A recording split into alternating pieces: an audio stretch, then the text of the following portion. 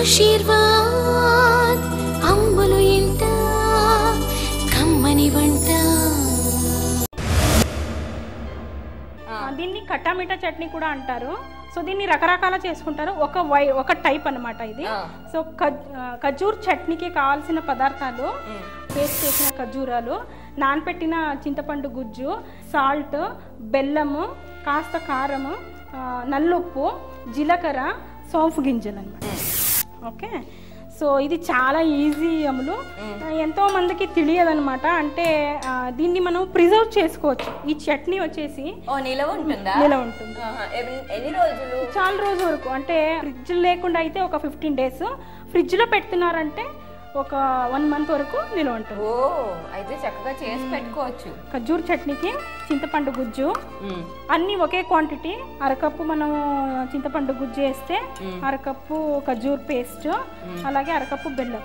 Okay, కాస్త water వేసుకుందాం. అలాగే పేస్ట్ చేసిన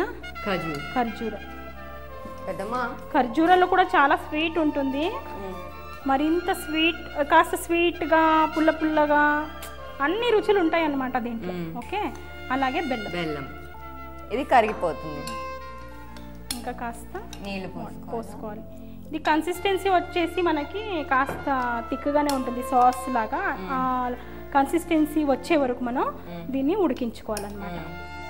ఓకే, సో కాస్త బాయిల్ అవ్వాలి. ఇది కొద్దిగా మూత పెట్టేద్దాం. ఈ లోపల ఏమవుతుందంటే ఖర్జూరాలు కూడా మనం పచ్చి ఖర్జూరాలనే పేస్ట్ చేసాం కదా, అది కూడా ఉడుకుతుంది. అలాగే చింతపండు గుజ్జు కూడా ఉడుకుతుంది. బెల్లం కూడా అవన్నీ కలికి కాస్త మంచి ఫ్లేవర్, మంచి టేస్ట్ కూడా. సో అప్పుడప్పుడు ఇలా కలుపుకోవాలి.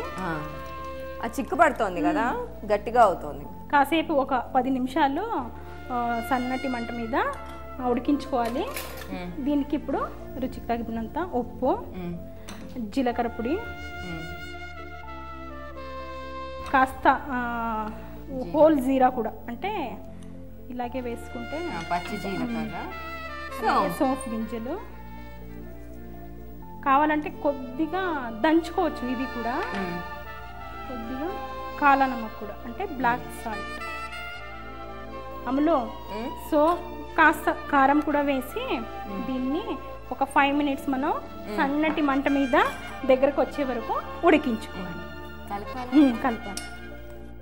సో మూత పెట్టేసి ఒక 5 minutes దగ్గరకు అయ్యే వరకు, చిక్కగా వచ్చే వరకు వెయిట్ చేయాలి. పెద్దమ్మా ఇందులో తీద్దామా?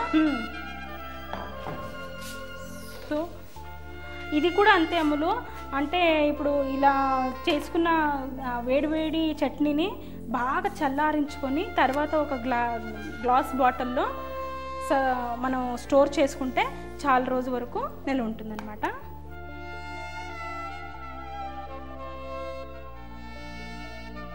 సో రాజస్థానీ స్పెషల్ అనొచ్చు, నార్త్ ఇండియన్ స్పెషల్ అనొచ్చు, ఖజూర్ కట్టామిఠా చట్నీ రెడీ.